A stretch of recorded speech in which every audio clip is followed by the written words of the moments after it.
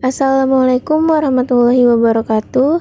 Kepada yang terhormat Bapak Irwan Siagian MPD selaku dosen pengampu mata kuliah Teori Belajar Bahasa, dan kepada seluruh teman-teman yang saya banggakan. Perkenalkan, nama saya Jo Fatmawati dengan NPM 2024-21500243. Di kesempatan kali ini, saya akan mempresentasikan mata kuliah Teori Belajar Bahasa dari kelompok 9 dengan judul Rasionalisme dalam Pembelajaran Bahasa Kedua. Terdapat beberapa pembahasan materi di kesempatan kali ini. A. Hakikat pembelajaran. B. Tahapan pembelajaran bahasa kedua. C. Hubungan rasionalisme dengan pembelajaran bahasa kedua. Dan D. Penerapan rasionalisme dalam pembelajaran bahasa kedua. Baik, di slide kali ini kita akan membahas mengenai A. Hakikat pembelajaran. Slameto 2010 berpendapat bahwa pembelajaran sebagai proses usaha yang dilakukan seseorang untuk memperoleh perubahan perilaku baru secara keseluruhan, baik dalam aspek pengetahuan, keterampilan, maupun sikap. Perubahan tersebut diperoleh melalui pengalaman dan interaksi dengan lingkungan. Berdasarkan pendapat tersebut, pembelajaran bukan hanya kemampuan intelektual, tetapi juga pengembangan emosional, sosial, dan moral. Proses pembelajaran melibatkan keaktifan peserta didik untuk membangun pemahamannya sendiri melalui keterlibatan langsung dengan lingkungan belajar. Contohnya, mahasiswa menggunakan bahasa kedua untuk bertukar pandangan mengenai isu-isu sosial atau budaya dalam diskusi kelompok. Hamalik O. 2013 juga berpendapat bahwa pembelajaran sebagai kombinasi yang tersusun dari unsur manusia, bahan, fasilitas, perlengkapan, dan prosedur yang saling berinteraksi untuk mencapai tujuan pendidikan. Dalam pandangannya, pembelajaran merupakan suatu sistem yang tidak hanya melibatkan guru dan siswa, tetapi juga media, metode, dan lingkungan belajar yang mendukung tercapainya hasil belajar. Berdasarkan pendapat tersebut, dapat disimpulkan bahwa belajar tidak bisa dipisahkan dari konteks dan lingkungan. Semua unsur pembelajaran saling berhubungan untuk menciptakan kondisi yang kondusif bagi perkembangan peserta didik. Contohnya, dosen menggunakan video percakapan sehari-hari sebagai bahan ajar pembelajaran bahasa kedua agar proses belajar lebih efektif jika didukung oleh lingkungan belajar yang komunikatif. Selain itu, Jamrah SB 2011 berpendapat bahwa pembelajaran adalah proses interaksi yang terjadi antara peserta didik, pendidik, dan sumber belajar dalam suatu lingkungan belajar. Ia menekankan bahwa hakikat pembelajaran bukanlah kegiatan satu arah, melainkan proses komunikasi dua arah antara guru dan siswa. Berdasarkan pendapat tersebut, pembelajaran menurut Jamrah berpusat pada interaksi yang bermakna dan dialogis. Artinya, proses belajar baru akan efektif apabila siswa tidak hanya menerima informasi secara pasif, melainkan berpartisipasi dalam membangun pemahaman mereka sendiri. Contohnya, seorang siswa dapat berinteraksi menggunakan ungkapan kosakata dan struktur dalam kalimat konteks komunikasi nyata. Misalnya, seperti dalam diskusi kelompok. Berikut adalah sintesis teori dari hakikat pembelajaran. Pembelajaran merupakan suatu proses interaktif dan sistematis yang bertujuan untuk menghasilkan perubahan perilaku, pengetahuan, keterampilan, serta sikap peserta didik secara menyeluruh. Proses ini merupakan komunikasi dua arah antara guru dan siswa, serta melibatkan berbagai unsur seperti manusia, media, metode, dan lingkungan belajar yang saling berinteraksi untuk mencapai tujuan pendidikan. Setelah kita membahas mengenai hakikat daripada pembelajaran, kali ini kita akan membahas mengenai 1. Hakikat pembelajaran bahasa kedua. Darjo Wijojo S. 2020 berpendapat bahwa pembelajaran bahasa kedua adalah proses sadar untuk memahami dan menggunakan bahasa lain di luar bahasa pertama. Biasanya berlangsung dalam lingkungan pendidikan formal. Ia menegaskan bahwa Pembelajaran berbeda dengan pemerolehan. Pemerolehan bersifat alamiah, sedangkan pembelajaran menuntut kesadaran, latihan, dan bimbingan guru. Berdasarkan pendapat tersebut, hakikat pembelajaran bahasa kedua menurut Darjo Wijojo adalah kegiatan terstruktur yang melibatkan perencanaan, pengajaran, dan interaksi sosial agar peserta didik dapat menguasai bahasa baru secara bertahap. Contohnya, mahasiswa dengan mudah menganalisis perbedaan fungsi partikel wa dan ga dalam struktur bahasa Jepang. Dalam beberapa kalimat lainnya, kemudian menarik kesimpulan mengenai konteks penggunaannya. Alice R. 2016 juga berpendapat bahwa pembelajaran bahasa kedua sebagai proses sadar dan disengaja atau deliberate learning, di mana individu berusaha memahami dan menggunakan bahasa lain selain bahasa ibu. Biasanya dalam konteks formal, menurutnya pembelajaran ini mencakup aktivitas membaca, mendengarkan, menulis, dan berbicara yang semuanya diarahkan untuk memperluas kemampuan berbahasa melalui pemahaman aturan. Berdasarkan pendapat tersebut, pembelajaran bahasa kedua bukan terjadi secara kebetulan, tetapi hasil dari kesadaran dan perencanaan. Individu belajar karena memiliki tujuan tertentu, yaitu tujuan akademik, profesional, atau sosial. Contohnya, siswa belajar menulis esai formal dengan menggunakan struktur paragraf, tata bahasa, dan gaya bahasa akademik, bukan hanya sekadar menyalin kalimat dari buku. KRA 2013 berpendapat bahwa pembelajaran bahasa kedua merupakan kemampuan yang tidak diciptakan dari nol, melainkan diaktifkan dan dikembangkan melalui latihan, bimbingan, dan paparan bahasa. Berdasarkan pendapat tersebut, hakikat pembelajaran bahasa kedua menurut KR adalah pengaktifan kemampuan linguistik yang sudah ada sejak lahir, bukan hanya sekadar sistem bunyi dan tanda, tetapi refleksi dari kemampuan berpikir manusia yang berkembang melalui pengalaman. Contohnya, guru menuntun peserta didik untuk membedakan posisi kata sifat dalam sebuah kalimat, bahwa dalam bahasa Indonesia, kata sifat berada setelah nomina. Contohnya, buku baru, sedangkan dalam bahasa Inggris berada sebelum nomina. Contohnya seperti new book. Berikut adalah sintesis teori dari hakikat pembelajaran bahasa kedua. Hakikat pembelajaran bahasa dua adalah proses sadar, sistematis, dan terarah untuk mengaktifkan potensi bahasa yang sudah dimiliki manusia melalui latihan, bimbingan, serta interaksi sosial dan budaya. Selanjutnya, setelah kita mengetahui mengenai hakikat pembelajaran dan hakikat pembelajaran bahasa kedua, kita juga perlu mengetahui mengenai poin kedua, yaitu perbedaan pemerolehan dan pembelajaran bahasa kedua. Darjo Wijojo S. 2020 berpendapat bahwa pemerolehan bahasa atau education adalah proses alami dan tidak disadari, sedangkan pembelajaran bahasa atau learning bersifat sadar dan terencana. Ia menjelaskan bahwa anak memperoleh bahasa pertama melalui interaksi sehari-hari tanpa instruksi formal, sedangkan pembelajaran bahasa kedua terjadi di lingkungan akademik yang melibatkan latihan, refleksi, dan kesadaran terhadap aturan bahasa. Berdasarkan pendapat tersebut, pemerolehan bersifat intuitif, sedangkan pembelajaran bersifat rasional dan analitis. Pembelajaran bahasa kedua menuntut keterlibatan akal budi dan inti dari pandangan rasionalisme. Contohnya, anak yang terbiasa menerapkan dua bahasa sejak kecil akan mampu menyesuaikan bentuk ujaran sesuai situasi tanpa perlu berpikir tentang aturan kebahasaan, latihan, dan refleksi.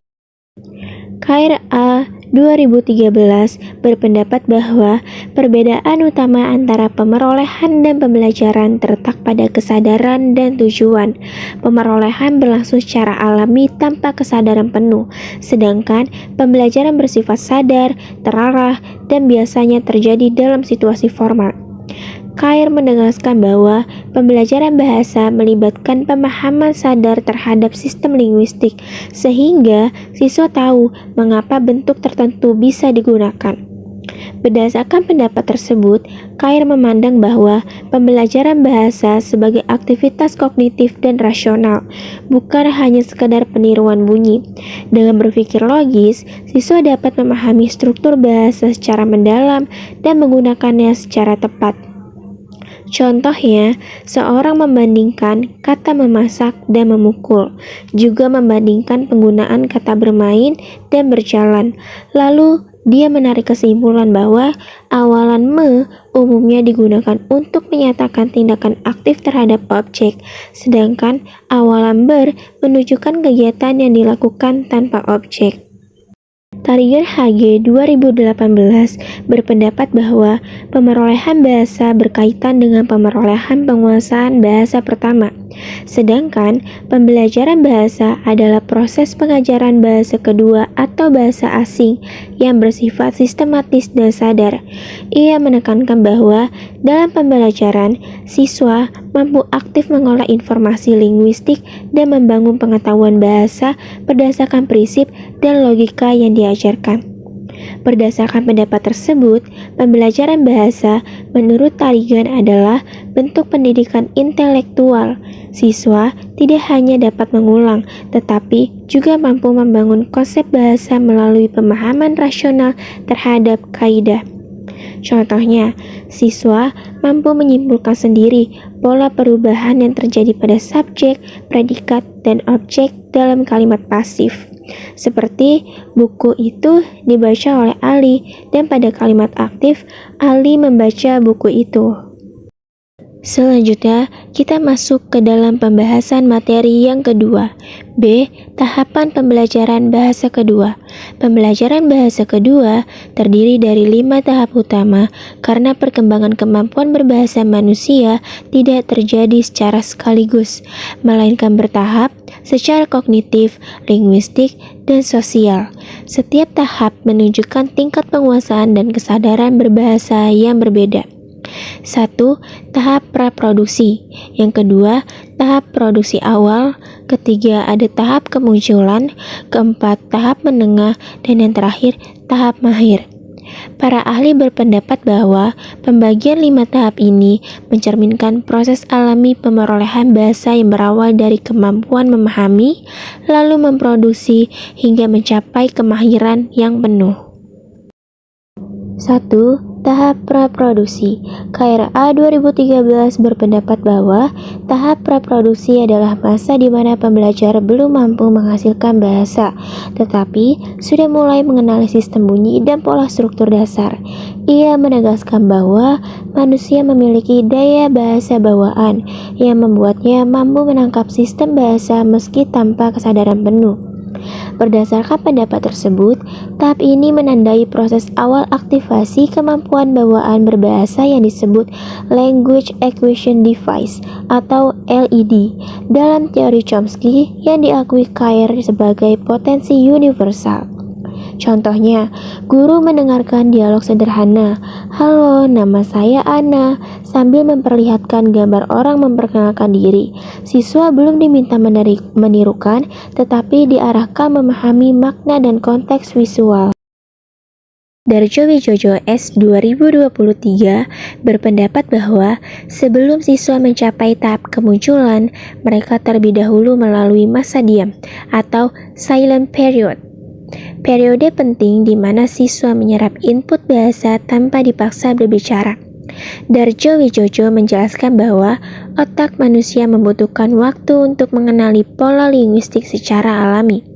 Berdasarkan pendapat tersebut, tahap silent period ini menunjukkan prinsip dasar rasionalisme, bahwa kemampuan berbahasa muncul bukan karena latihan berulang, tetapi karena aktivasi kemampuan mental untuk mengenali pola bahasa dari input. Contohnya, guru mengajak siswa mendengarkan percakapan sehari-hari dalam bahasa kedua. Siswa tidak diminta menirukan langsung, melainkan mendengarkan sambil melihat gambar dua orang yang sedang menyapa. Tarigan HG 2018 berpendapat bahwa tahap praproduksi berfungsi untuk menanamkan kebiasaan mendengar dan mengenal bunyi bahasa. Sebelum seseorang berbicara, menulis, dan membaca dalam bahasa kedua, ia harus terlebih dahulu membangun hubungan antara bunyi dan makna.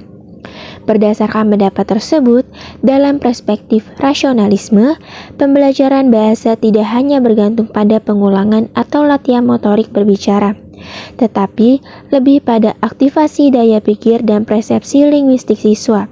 Dengan demikian, kegiatan mendengarkan dalam tahap praproduksi bukanlah aktivitas pasif, melainkan proses berpikir yang kompleks dan rasional. Contohnya, sambil mendengarkan, siswa diminta memperhatikan gambar. Ini papan tulis. Ketika guru bertanya, "Mana gambar pensil?" Siswa menunjuk gambar yang sesuai. 2. Tahap produksi awal atau early production stage.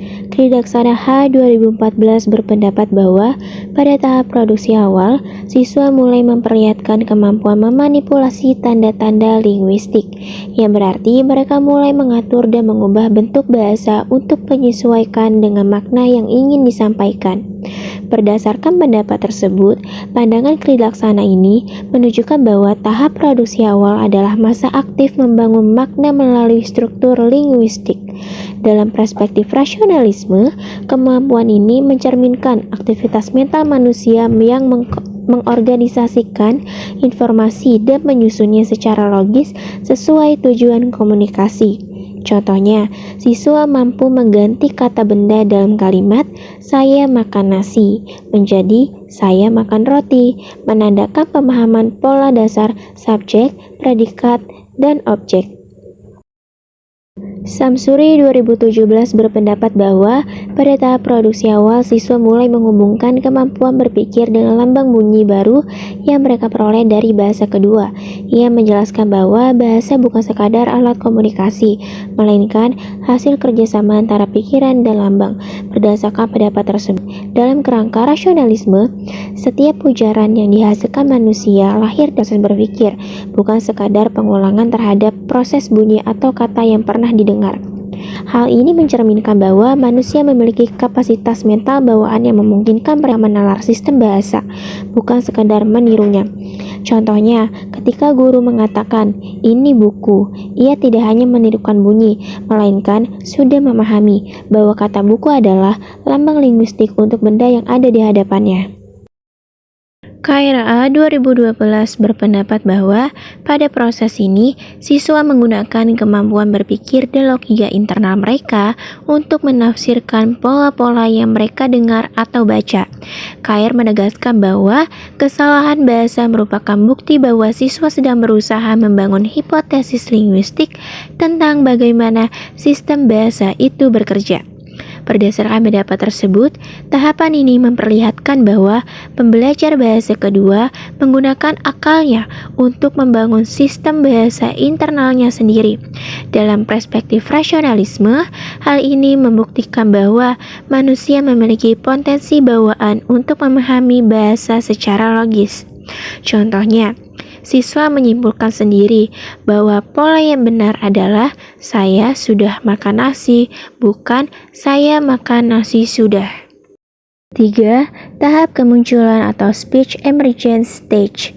KRA 2019 berpendapat bahwa pada tahap kemunculan atau speech emergence stage, pembelajar bahasa kedua mulai membangun kesadaran pragmatis, yaitu kemampuan menyesuaikan bahasa dengan konteks sosial, situasi, serta lawan bicara. Berdasarkan pendapat tersebut, tahap ini menggambarkan perpaduan antara kemampuan linguistik seperti grammar, struktur, dan kosakata dengan kemampuan sosial atau pragmatis dan budaya. Contohnya, siswa mulai memahami fungsi sosial dan kesopanan dalam komunikasi bahasa kedua. Seorang siswa Jepang yang sebelumnya menyapa dosen dengan "Hai", kini mulai menggunakan "Selamat pagi, Pak". Namun, ketika berbicara dengan teman sebaya, ia kembali memakai "Halo" atau "Apa kabar?". Darjo Wijojo 2023 berpendapat bahwa pada tahap ini, siswa mulai menggunakan bahasa secara spontan untuk bisa berinteraksi, baik dalam situasi formal maupun informal.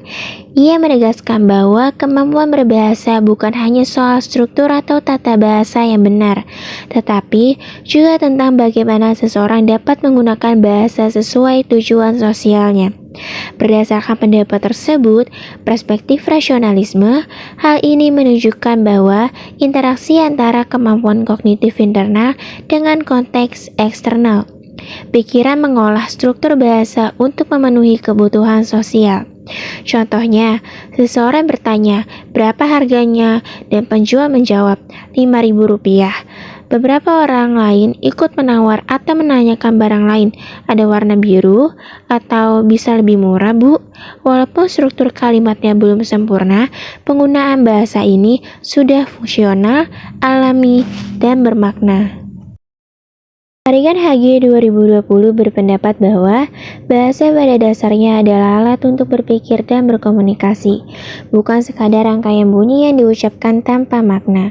Pada tahap ini, siswa mulai memahami bahasa setiap ucapan memiliki tujuan komunikatif tertentu, dan mereka belajar menggunakan bahasa sesuai fungsi tersebut.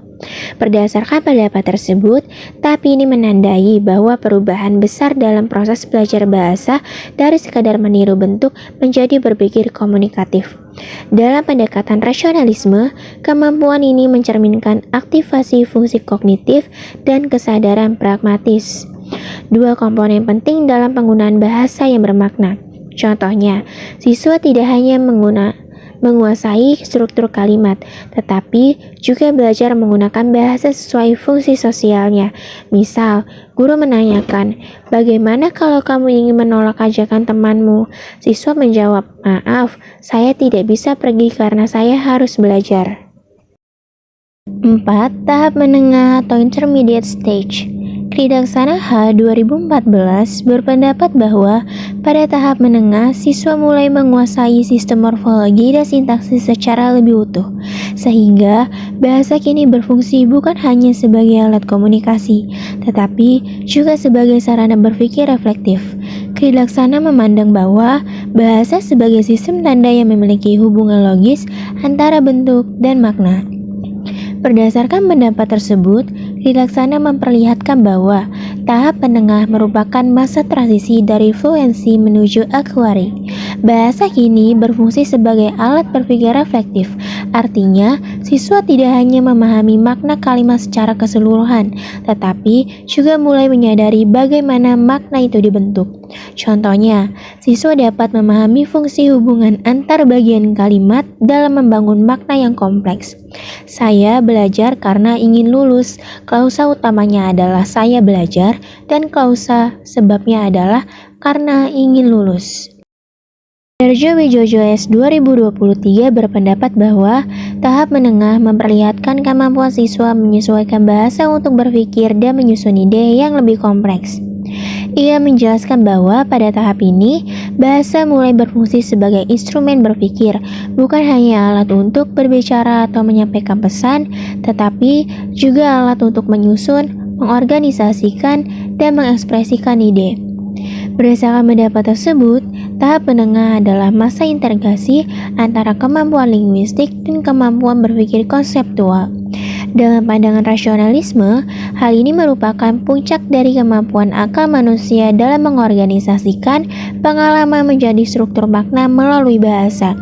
Contohnya, ketika siswa telah mampu menyusun argumen logis dengan struktur sebab akibat dan penalaran deduktif, bahasa yang digunakan bukan lagi sekedar alat komunikasi, tetapi alat berpikir dan pengembangan ide. 5. Tahap mahir atau advanced stage. KRA 2012 berpendapat bahwa tahap mahir ditandai oleh kematangan linguistik, yaitu kemampuan menggunakan bahasa secara efektif, fleksibel, dan sesuai dengan konteks sosial. Berdasarkan pendapat tersebut, tahap mahir mencerminkan bahwa bahasa telah terinternalisasi sepenuhnya dalam sistem kognitif pembelajar. Bahasa kini menjadi medium berpikir dan kesadaran diri, bukan lagi sekedar alat komunikasi eksternal. Contohnya, seorang mahasiswa menggunakan bahasa kedua untuk mempresentasikan makalah ilmiah.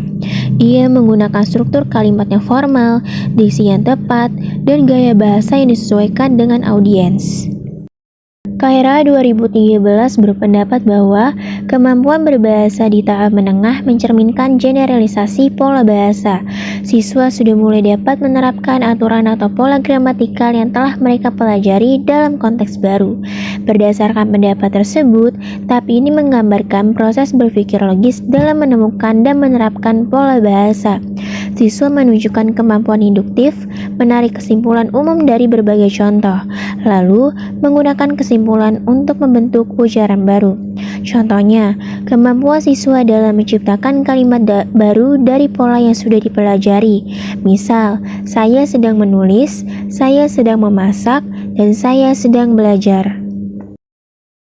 Darjo Wijojo S. 2023 berpendapat bahwa tahap mahir ditandai oleh kemampuan berpikir langsung dalam bahasa kedua tanpa melalui proses penerjemahan dari bahasa pertama. Pada tahap ini, penutur tidak lagi mengkonversi pikiran dari bahasa ibu ke bahasa kedua, tetapi membangun makna secara langsung dalam bahasa kedua. Berdasarkan pendapat tersebut, Darjo Wijojo menegaskan bahwa kemahiran berbahasa sejati adalah kemampuan berpikir dalam bahasa tersebut. Dalam konteks rasionalisme, tahap ini menggambarkan sinkronisasi penuh antara akal dan bahasa. Contohnya, siswa mampu menggunakan ungkapan akademik yang tepat seperti berdasarkan penelitian, dari sudut pandang psikologis, dan berdasarkan pendapat para ahli. Krilaksana H. 2014 berpendapat bahwa kemampuan mahir berarti siswa telah memahami fungsi bahasa secara sosial, kultural, dan akademik sehingga bahasa menjadi alat pembentuk kepribadian intelektual. Berdasarkan pendapat tersebut, tahap ini memperlihatkan bahwa bahasa tidak hanya berfungsi sebagai alat komunikasi, tetapi juga sebagai alat pembentuk identitas intelektual. Dalam kerangka rasionalisme, hal ini menunjukkan bahwa bahasa adalah perwujudan tertinggi dari aktivitas berpikir manusia. Contohnya, mahasiswa menulis esai atau opini dalam bahasa kedua dengan menggunakan diksi yang tepat dan struktur argumentatif yang runtut. Mari kita beralih ke pembahasan materi di poin ke-C, yaitu hubungan rasionalisme dengan pembelajaran bahasa kedua. Kaira 2013 berpendapat bahwa pembelajaran bahasa bukan sekadar proses meniru bunyi atau hafalan kosakata, melainkan kegiatan mental yang melibatkan penalaran dan kesadaran linguistik. Ia menegaskan bahwa manusia memiliki potensi bawaan atau innate capacity untuk memahami pola bahasa melalui logika internal. Berdasarkan pendapat tersebut, rasionalisme menjadi dasar konseptual pembelajaran bahasa kedua karena menempatkan akal dan kesadaran berpikir sebagai sumber utama pemerolehan bahasa. Contohnya, siswa diminta menemukan sendiri pola perubahan kalimat aktif dan pasif. Misal, pada kalimat aktif, dia membaca buku, dan kalimat pasifnya adalah buku dibaca dia. Darjo Wijojo S. 2023 berpendapat bahwa kemampuan berbahasa kedua terbentuk melalui proses kognitif yang aktif, bukan karena stimulus eksternal semata. Ia menyebut pembelajar bahasa kedua sebagai individu yang membangun hipotesis linguistik dari masukan yang ia dengar, lalu menguji hipotesis tersebut dalam konteks komunikasi yang nyata. Berdasarkan pendapat tersebut, konsep ini sejalan dengan rasionalisme yang memandang bahasa sebagai hasil dari kerja pikiran dalam mencari keteraturan atau regularities. Contohnya, siswa memahami bahwa bentuk past tense menggunakan akhiran ed atau menguji logika itu dengan contoh baru, walk, walked, jump, jumped. Proses menalar dan menguji ini merupakan ciri khas pembelajaran rasionalistik. Krilaksana H. 2019 berpendapat bahwa bahasa sebagai sistem tanda yang teratur dan logis. Oleh karena itu, pembelajaran bahasa, termasuk bahasa kedua, harus membantu siswa memahami keteraturan sistem tersebut melalui analisis, refleksi, dan penalaran.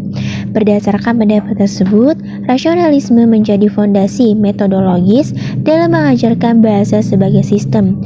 Artinya, pembelajaran bahasa kedua yang efektif harus menuntut siswa menemukan struktur dan fungsi bahasa secara sadar. Contohnya, siswa dapat menyimpulkan bahwa awalan ke dan akhiran an membentuk nomina abstrak dari kata sifat. Misalnya, kecantikan, kedinginan, dan kebersihan. Selanjutnya, kita masuk ke dalam pembahasan materi yang terakhir, yaitu pada poin D, penerapan rasionalisme dalam pembelajaran bahasa kedua. Penerapan prinsip rasionalisme dalam pembelajaran bahasa kedua dapat dibedakan menjadi 3 bentuk utama, masing-masing menggambarkan aspek berpikir dan proses penalaran siswa terhadap bahasa, yaitu 1. Penggunaan bahasa eksplisit, 2. Latihan analisis, dan yang ketiga, penerapan penalaran logis.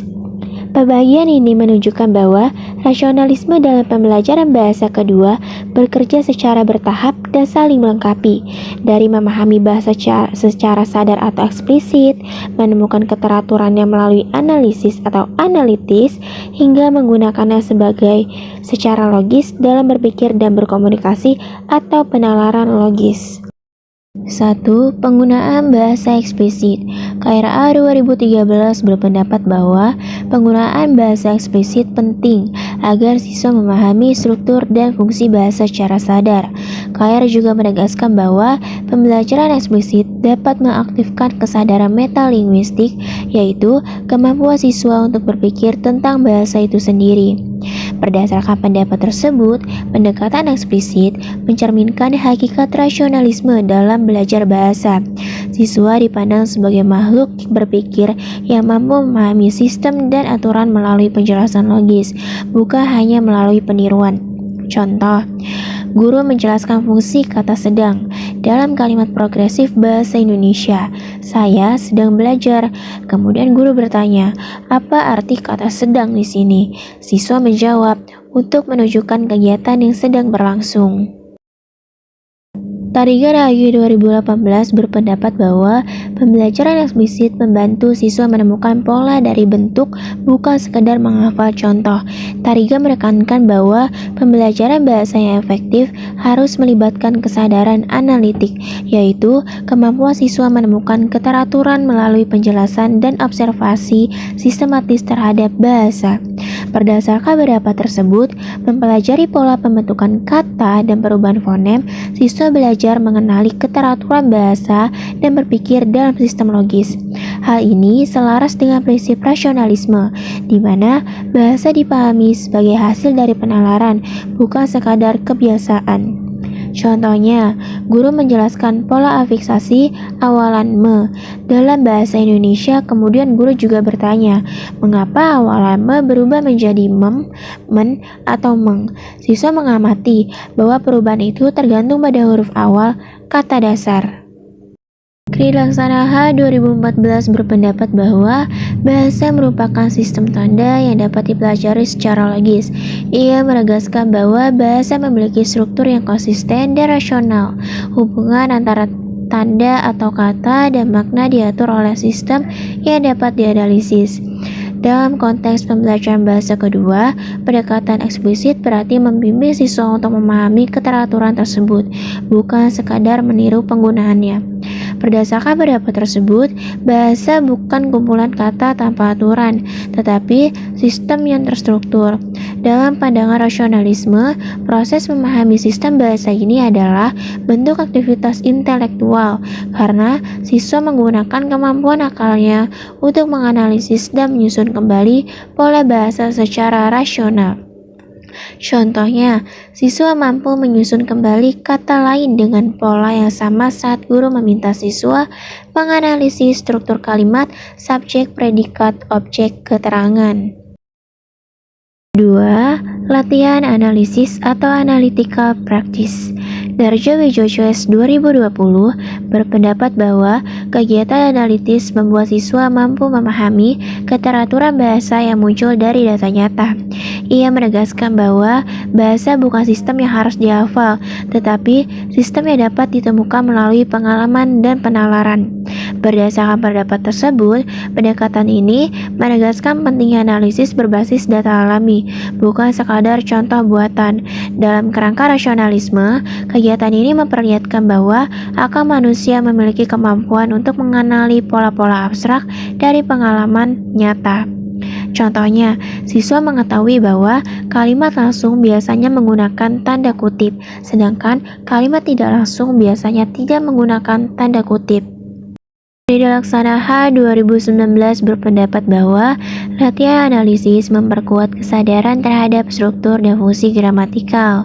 Ia menjelaskan bahwa bahasa dapat dipelajari seperti sistem logika formal, di mana setiap unsur memiliki fungsi dan hubungan tertentu dalam membentuk makna.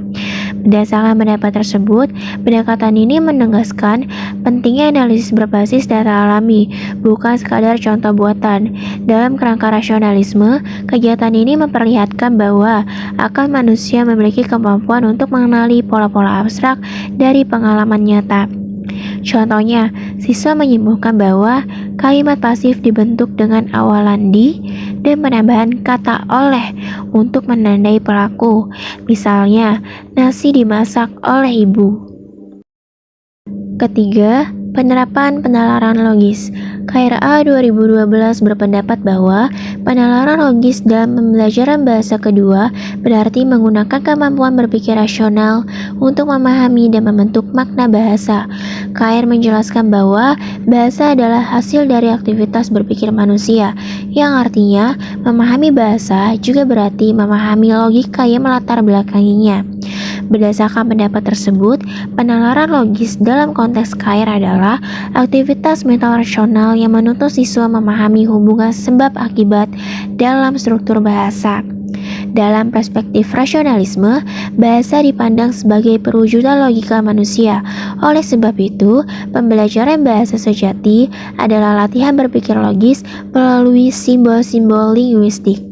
Contohnya, ketika siswa memahami konteks penggunaan kata agar dan supaya dalam berbagai situasi, seperti kalimat "saya belajar agar lulus ujian" dan "ia bekerja keras supaya bisa membantu keluarganya". Dan yang terakhir, Darjo Wijojo S. 2020 berpendapat bahwa penalaran logis dalam pembelajaran bahasa kedua menekankan penggunaan bahasa sebagai alat berpikir sistematis. Ia menyatakan bahwa proses bahasa tidak hanya melibatkan hafalan struktur atau kosakata, tetapi juga kemampuan mengorganisasi ide secara logis dan hierarkis. Berdasarkan pendapat tersebut, penalaran logis mencerminkan kemampuan siswa dalam menghubungkan bentuk bahasa dengan makna konseptual. Dalam kerangka rasionalisme, hal ini menunjukkan bahwa bahasa adalah hasil kerja nalar manusia. Setiap struktur linguistik mempresentasikan pola berpikir yang logis.